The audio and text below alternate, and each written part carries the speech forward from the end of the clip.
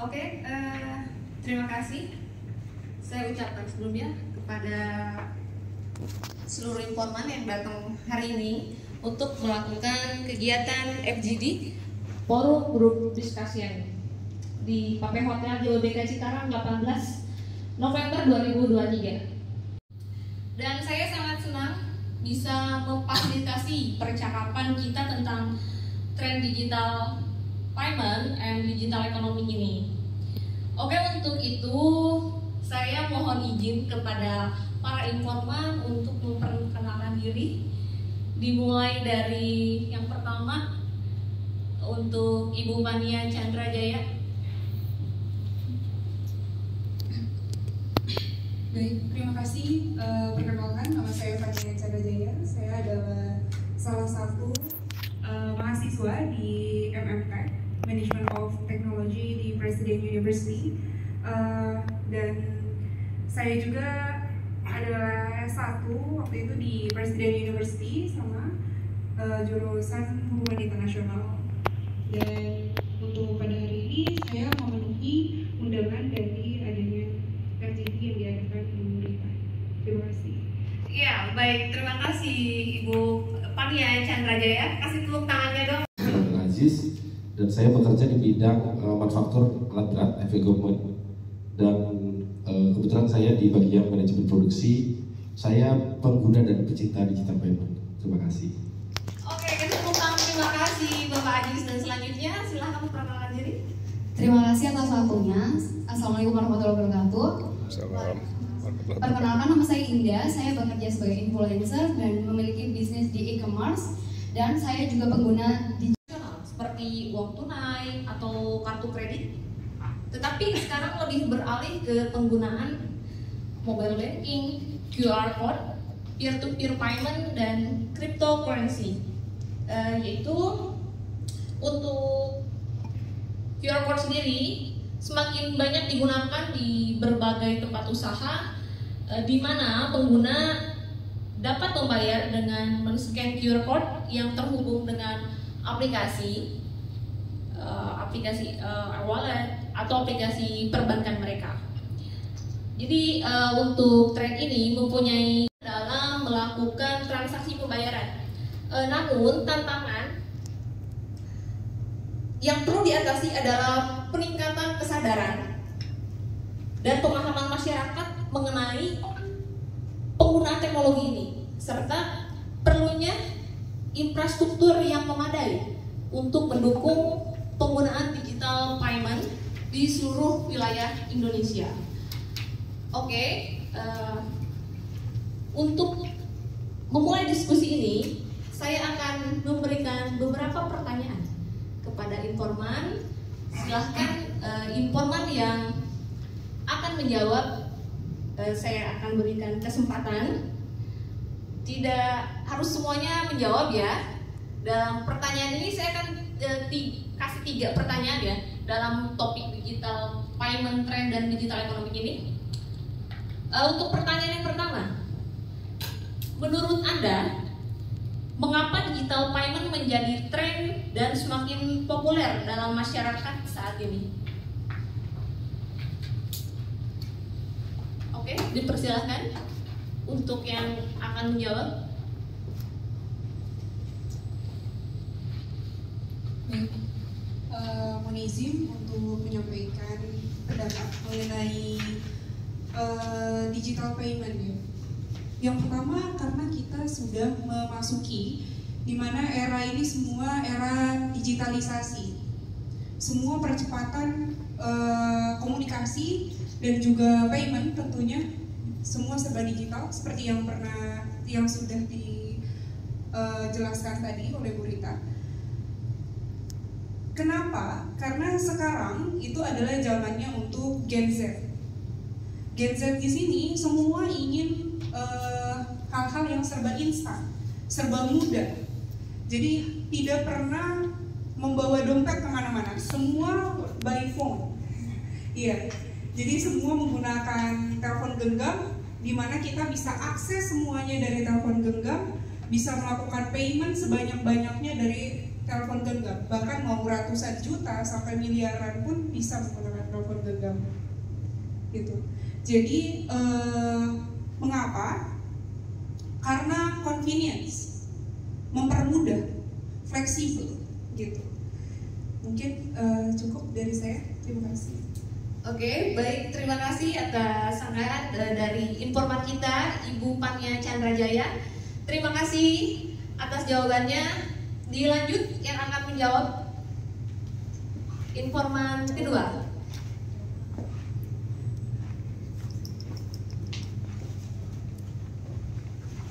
Baik, terima kasih atas pertanyaannya. Kalau menurut saya, sebenarnya saya sangat setuju ya apa yang dikatakan oleh Fania tentang betapa convenience-nya dan praktis dan fleksibel digital payment. Karena itu juga memang eranya anak muda, tren yang semuanya itu bisa dibuat simple, kenapa tidak? Jadi mana sekarang kita udah memasuki zaman era modern dan juga serba digitalisasi untuk memudahkan segala hal yang dibutuhkan yang ingin dilakukan oleh masyarakat tentunya. Nah, dari jawaban yang diberikan oleh informan 1 dan informan 2 tadi sebelumnya, saya juga setuju dan ini cukup berkesinambungan dengan apa yang ingin saya sampaikan, yaitu dengan adanya sistem digital payment ini kita bisa melihat transaction record ataupun history dari berbagai fitur pembayaran yang telah dilakukan oleh masyarakat, terutama untuk perusahaan yang dimana memudahkan mereka untuk rekapitulasi bulanan, menganalisa pengeluaran baik itu secara perorangan ataupun secara perusahaan, secara bisnis. Dan di sini sistem analisis yang memudahkan untuk masyarakat, yaitu dengan masyarakat dapat melihat cash flow mereka seperti apa, baik itu untuk pengeluaran harian, bulanan ataupun tahunan. Terima kasih. Wow, terima kasih atas jawabannya untuk informan yang ketiga. Cukup menarik ya. Jadi digital payment ini emang sangat penting untuk memudahkan cara kita bertransaksi. Oke, dilanjut untuk pertanyaan yang kedua. Bagaimana pandangan Anda tentang penggunaan ekonomi payment? Apakah Anda melihatnya sebagai tren yang berkembang? Oke, silakan. Oke, terima kasih atas waktunya. Saya mau menyampaikan pendapat tentang ekonomi payment. Bagi saya, sekarang dunia itu, bahkan dunia usaha pun kita sudah mulai beralih ke IoT atau digitalisasi. Dan begitu juga tentang payment sudah mulai IoT. Terus payment gaji zaman dulu yang kita masih banyak yang cash, sekarang udah hampir tidak ada yang cash. Ya, jadi ini adalah hal yang bagus, hal yang sangat memudahkan kita. Tetapi walaupun sedang mulai tren ya, tapi sampai saat ini masih banyak keterbatasan, kendala, terutama kalau saya pikir sih bagi pendapat saya pribadi ya, kira-kira ini baru dari Indonesia mungkin baru 5-10%, karena digital payment itu hanya tersedia di sentra-sentra pembelanjaan besar ya. Kalau kita udah kembali ke perumahan dan sebagainya, di pinggir jalan itu sudah tidak ada lagi. Jadi ini hal yang bagus, tapi sepertinya harus dipercepat supaya lebih mudah. Apalagi kalau saya sering traveling gitu kan, itu ke tempat wisata ya nggak ada yang bisa kita pakai digital payment kalau ke daerah-daerah. Kalau bisa sih enak banget. Itu menurut saya. Terima kasih. Oke, baik, terima kasih Bapak Ajis atas jawabannya. Menarik sekali ya pembahasan tentang ekonomi payment ini. Dilanjut untuk informan selanjutnya yang akan menjawab.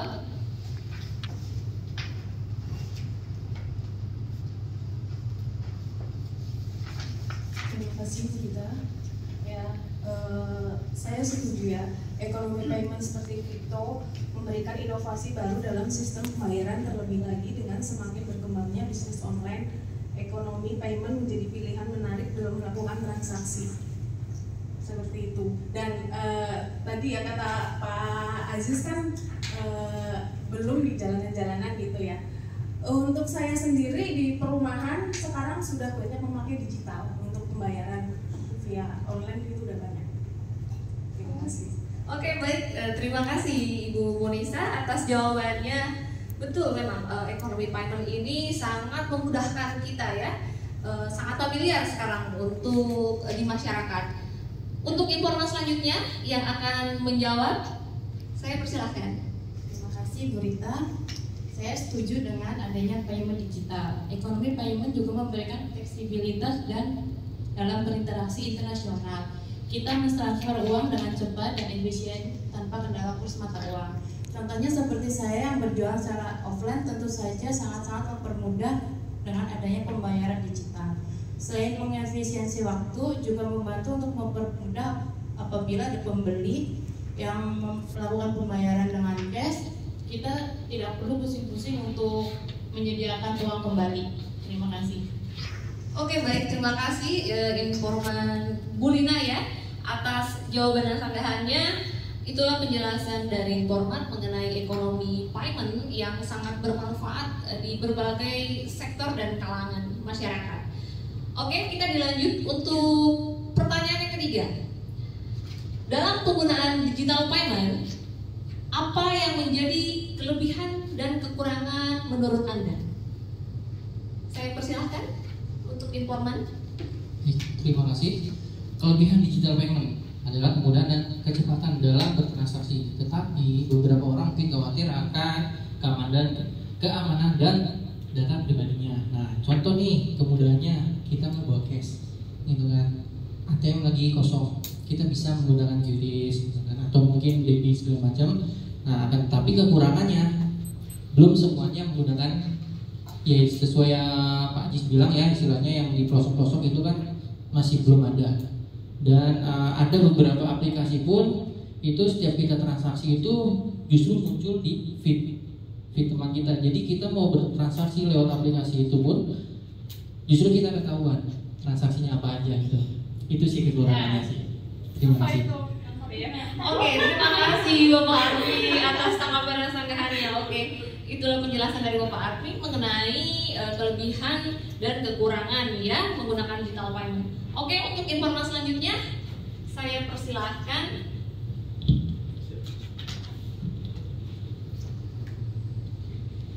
Terima kasih sebelumnya. Saya rasa salah satu kekurangan dari digital payment adalah keterbatasan akses. Tidak semua orang memiliki akses yang memadai terkait teknologi seperti smartphone ataupun internet untuk menggunakan digital payment ini. Khususnya untuk beberapa masyarakat, yaitu orang tua, itu mungkin beberapa masih ada yang belum terbiasa kan menggunakan smartphone. Terus mungkin ya anak kecil juga kan. Jadi mungkin harus ada sosialisasi lagi dari fitur pembayaran itu, apakah biar orang-orang tuh lebih tahu gitu loh caranya kayak gini. Nah, jadi semua elemen masyarakat itu bisa merasakan manfaatnya gitu. Oke, baik, terima kasih Ibu Winda atas tanggapannya. Oke, itu sangat menarik. Iya, memang diharuskan ya. Sosialisasi itu baik itu dari Bapak sendiri harus sebetulnya ya. Karena kita harus tahu kelebihan dan kekurangan masing-masing untuk mengantisipasi adanya hal-hal yang kurang baik terhadap dampaknya. Oke, informasi selanjutnya.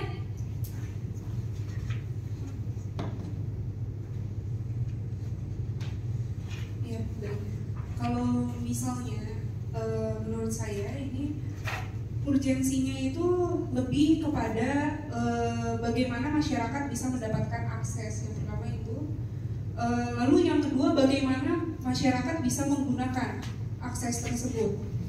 Nah, untuk yang pertama, permasalahan akses, memang beberapa titik di daerah Indonesia ya, di pelosok Indonesia, terutama 3T, itu yang tertinggal, terbelakang, terluar. Nah, itu adalah daerah-daerah yang perlu kita approach di situ. Mungkin kita jika memang ingin betul-betul mencari solusinya, kita harus bekerja sama dengan pemerintah tentunya. Begitu. Tapi jika ini ruang lingkupnya untuk kita sebagai pelaku entrepreneur, menurut saya yang pertama itu adalah bagaimana kita bisa mengimplementasikan digitalisasi kepada customer kita. Contohnya, yang pertama saya ada kasus yang itu yaitu dari seorang cerita, bukan kasus ya, cerita dari seorang penjual cimol. Nah, seorang penjual cimol ini memiliki akses fitur QRIS untuk Shopee.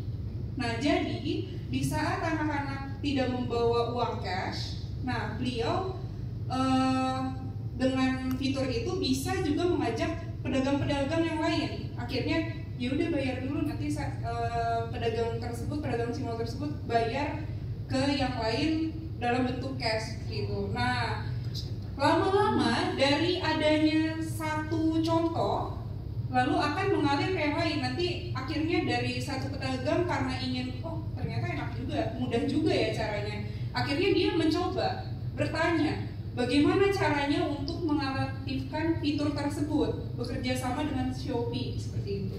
Nah, jadi menurut saya itu bisa dibuka dengan adanya stakeholders atau orang-orang sebagai percontohan di masyarakat. Pertama bisa dibuka seperti itu. Kita ajak untuk kerjasama, kita aktifkan fitur tersebut, lalu nanti lama-kelamaan convenience tadi, rasa fleksibel tadi di kalangan masyarakat atau customer itu akan terasa dan lama-kelamaan bisa menyebar seperti itu. Ya, terima kasih. Oke, baik. Terima kasih Ibu Mania atas tanggapan dan jawabannya. Oke, terima kasih ya atas wawasan yang sangat berharga dari semua informan. Itulah pertanyaan yang bisa kita bahas dalam FGD kali ini. Sekali lagi saya mengucapkan terima kasih kepada informan atas partisipasinya. Sebelum penutupan, saya akan memberikan sedikit gambaran kesimpulan dari hasil diskusi kita sore ini. Yang dari pertanyaan pertama, mengapa digital payment menjadi tren dan semakin populer dalam masyarakat saat ini? Yang saya dapat simpulkan dari beberapa informan yang sudah menjawab, peserta FGD setuju bahwa kemudahan dan kenyamanan yang ditawarkan oleh digital payment menjadi faktor utama popularitasnya. Kemampuan untuk bertransaksi tanpa uang tunai, keamanan yang lebih baik, dan kemudahan pelacakan transaksi keuangan menjadi nilai tambah yang signifikan. Untuk pertanyaan yang kedua, bagaimana pandangan Anda tentang penggunaan ekonomi payment? Apakah Anda melihatnya sebagai tren yang berkembang? Peserta FGD sepakat bahwa ekonomi payment, khususnya cryptocurrency, merupakan tren yang semakin berkembang. Kemajuan teknologi dan internet memungkinkan orang untuk beralih ke ekonomi payment. Dalam bertransaksi dengan pelaku usaha ataupun individual, fleksibilitas dan bertransaksi internasional juga menjadi daya tarik utama. Dan yang terakhir, untuk pertanyaan yang ketiga, dalam penggunaan digital payment, apa yang menjadi kelebihan dan kekurangan menurut Anda? Yang dapat saya simpulkan, untuk kelebihan digital payment yang diidentifikasi meliputi kemudahan dan kecepatan dalam bertransaksi, keamanan dan pelacakan transaksi keuangan yang efisien. Namun peserta juga menyoroti kekurangan seperti kekhawatiran akan keamanan data pribadi, keterbatasan akses teknologi, dan gangguan teknis atau pemadaman yang dapat menghambat penggunaan digital payment. Itulah kesimpulan dari diskusi kita sore hari ini. Saya ucapkan terima kasih kepada informan. Saya persilahkan untuk minum dan makan. Wassalamualaikum warahmatullahi wabarakatuh.